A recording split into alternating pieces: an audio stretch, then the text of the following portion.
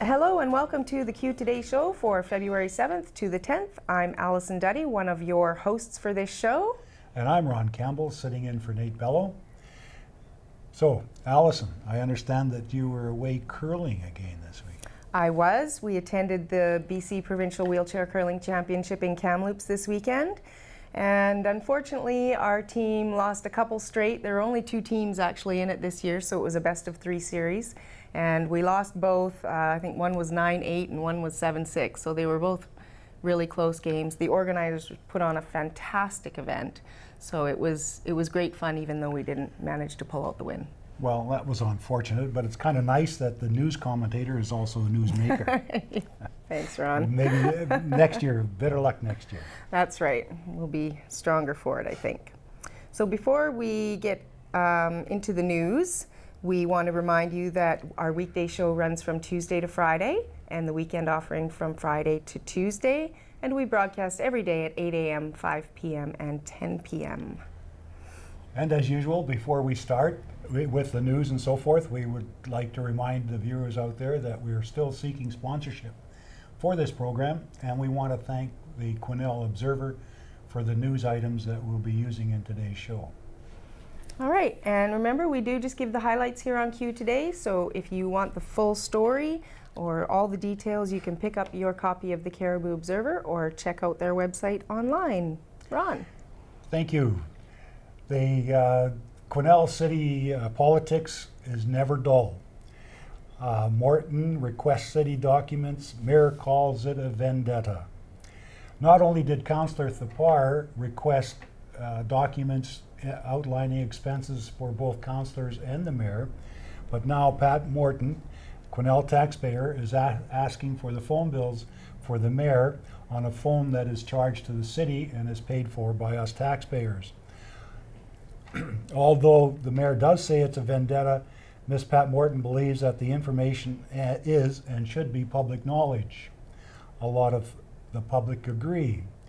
The statement made by the mayor that policy will be developed in regarding the use of phones is a little disturbing. That's like locking your door after you've been robbed. As this progresses, it should be very interesting. Please stay tuned. Yeah, I'm sure we'll be keeping up on that. Also in news, Martin Runge is a business and information technology teacher at Coraloo School. He submitted an article to the Observer on the Flying Aces team from Coraloo who attended the Junior Achievement Championships in Vancouver a few weeks ago. The Flying Aces team consists of Cameron Stedman, Jaden Coldaway, Anisha Cade, Wiley Medness, Nicholas Runge, and Young Lee, and I hope I pronounce her name correctly. So on January the 16th, the team competed with 21 high schools from across the province in the fun-filled and intense business simulation, where the students had to match their marketing, production, research and development, capital requirement, and pricing strategies with the best from across the province. All teams competed in 2 matches filled with unexpected twists and turns as market conditions were suddenly altered by news events. Young Lee, the team's elected CEO and also one of Quesnel's Korean exchange students, commented, "We worked as a group. Within 5 minutes, we had to come up with a final, wise decision. Through the competition, we learned to work together and to stay calm. Things had never been the way we planned. There was always a problem, just like in the real world." So true. The team placed a very respectable 3rd place in the entrepreneurs category, and it sounds like the students had a great learning experience also. Jaden Coldaway commented afterwards, "This competition has inspired me to be a successful businesswoman, and I know as long as I work hard, I will survive." So congratulations to the Flying Aces. And they say that school is supposed to be boring? Yeah, no kidding. Not anymore, I don't Yeah. They didn't have stuff like that when I was in school, that's No. for sure. We had to read about it. That's right. And spending my nickel was pretty hard. Yeah. Gordon and Marlis Perry say goodbye. You know, Annie Gallant's stories in the paper are always great.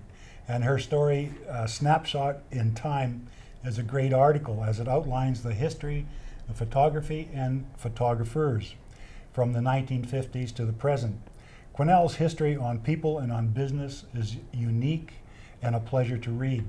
Gordon and Marlis Perry are closing the doors on a landmark. I know both Gordon and Marlis personally, and they are very good people. Their business will be missed, but the good part is that they'll be staying here in Quesnel and will continue to contribute to the community. Good luck to them both in their semi-retirement. Wow, I can't believe that they're actually going. They've been around as long as I can remember. Yes, they have. It's a shame. They've had a nice shop there and been very busy, Yep. and a lot of people are going to miss them. Yep, well, best to them. So, there is a new salon that recently opened in town. It actually opened on January the 4th, but had their grand opening last weekend. It's a mother-daughter team, Lorraine Gassoff and Kayla Powell, and they are the co-owners of the High Chic Salon. Powell said she's always loved hairdressing. I love the social aspect of hairdressing, and I really excel at coloring, she said. She had been interested in opening a salon of her own since going to school at Kelowna's Marvel College. In November, my mom and I started talking to the previous owners about buying the salon, she explained. Gassoff and Powell took possession on December the 31st, and after 3 full days of renovations, they opened their doors on January the 4th.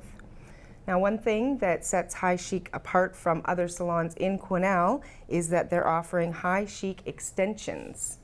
High Chic extensions are 100% Remy, which is very popular, Powell explained, adding that they're fusion bonded.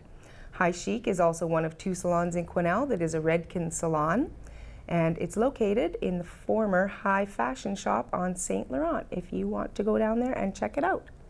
Not you personally, Ron, but... No, I don't think I've got enough hair. And I don't need my nails done. Thank you very much. Back to some schooling news. A Mawali student desperately needs help with schooling costs. Inez McGowan, who is a missionary there and also a member of the Bethel Church here in Quesnel, is asking for help for a Mawali student who requires his schooling fees to be paid. And would you believe it or not, in order for him to get through schooling, his fees are $235. Now, if you would like to help, donations can be made locally to the Bethel Church here or to the Friends of Mawali Fellowship in Edmonton.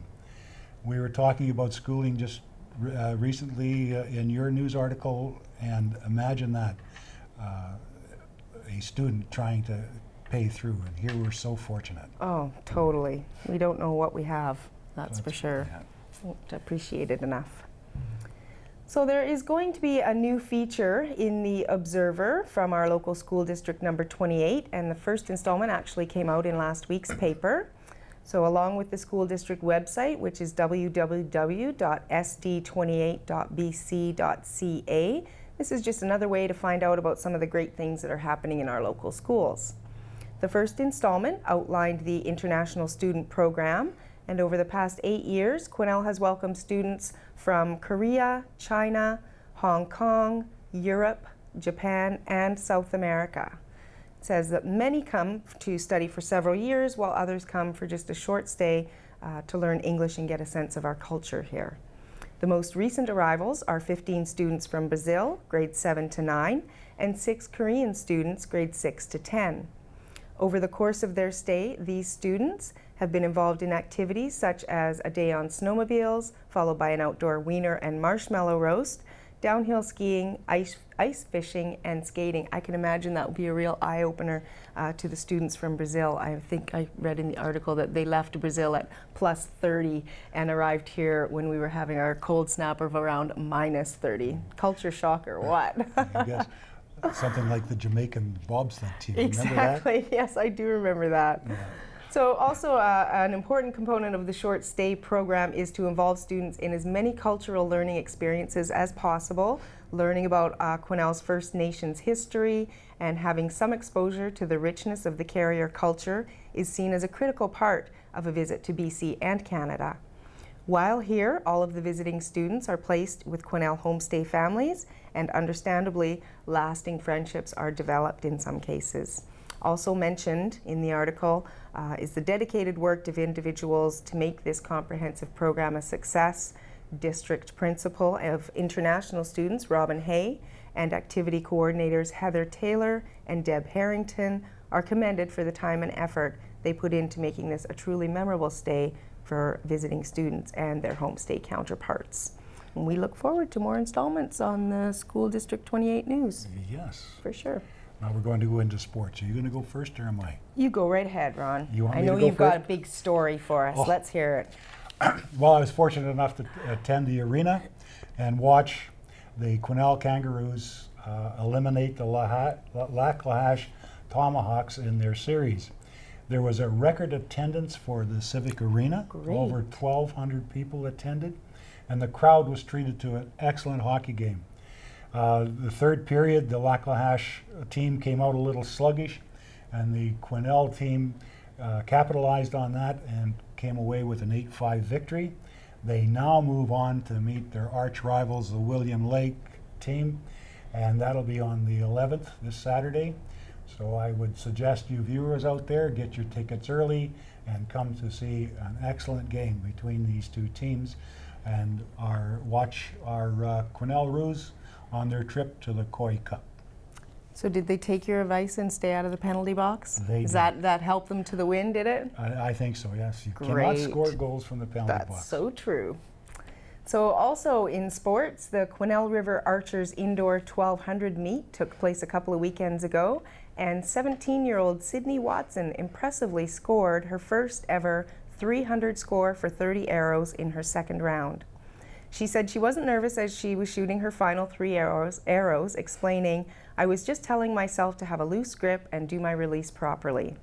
Sydney doesn't have much time to enjoy her success. She's now in Las Vegas, actually this week, taking part in the World Archery Indoor Championships. That's the February 5th to 9th.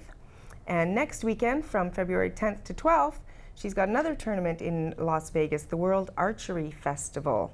And of course, we wish her the best of luck in those events.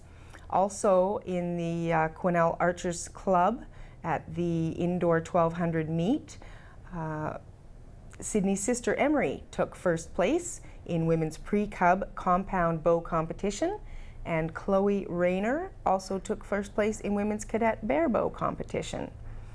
On the men's side, Andre Street took first place in cub compound bow competition, Joel Scheck earned first place in the cadet compound bow division, and Devin Cool finished ahead of the pack in junior recurve bow competition. John Scheck and Terry Street finished second and third respectively in the senior bow hunter division. Wayne Schaefer took third place in Masters bow hunter competition, and Brad Hudiak took second place in the Masters compound bow division. Excuse me. So a lot's happening with the archery club. Once again, Quesnel has somebody that's done a record. That is we had incredible. the 8 under last time, and now we have this. I guess doing what Miss Watson did would be like pulling the lever on a jackpot and getting. Wouldn't that be something? Oh, that would be something. Maybe that's what she'll do this time in Vegas. That would be awesome. Now it's time for our photo of the day, submitted to us by David Sutton. He attended the 4th annual Winter Carnival, which was held at the Fraser Timber Park this weekend. And I did not have an opportunity to get there. And much to my disappointment, guess what? They did have the Bannock on. If you'd have known that, you'd have gone, wouldn't you? I'd have been there most of the day. I was hoping you would go down and try the Frisbee golf. No, I was afraid I'd embarrass myself. But the biggest thing is that the fireworks, they were excellent. We were able to watch those from our front windows. So that was really good. And talking to different people that were there, it was well attended and everyone had a great time. Awesome. Well, we always thank Dave for his pictures, and he gets them to us pretty quick. So He does. That's great. We've got some great events happening locally in the community in the next week or so, especially with Valentine's Day coming up. So let's take a look now at our community calendar.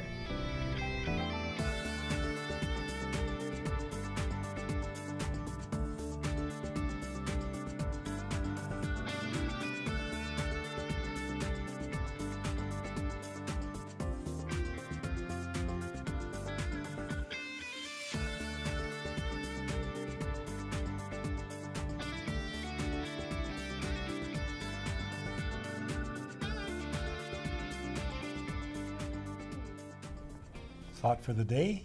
You bet. Let's hear it. Okay. This comes from a small booklet that's written by Robert Schuller, and it's little sayings to get you through tough times. So if you're going through a tough time, there's some advice. Find a need and fill it. Find a hurt and heal it. Find a problem and solve it. And this will help you get through tough times, as Robert Schuller says. Very good advice. So that's our thought That's a for great the day. thought for today, you bet. So that is it for this show. If you have any comments or if you would like to be a sponsor or volunteer, you can certainly contact us by email at qtoday@shaw.ca. You can call 250-992-3650 or call the station at 250-992-8363. Thank you very much for watching, and remember, Q Today is produced by QMAG, Quesnel Media Access Group, and our purpose is to get a conversation going for Quesnel by Quesnel. Bye for now. And that's a wrap.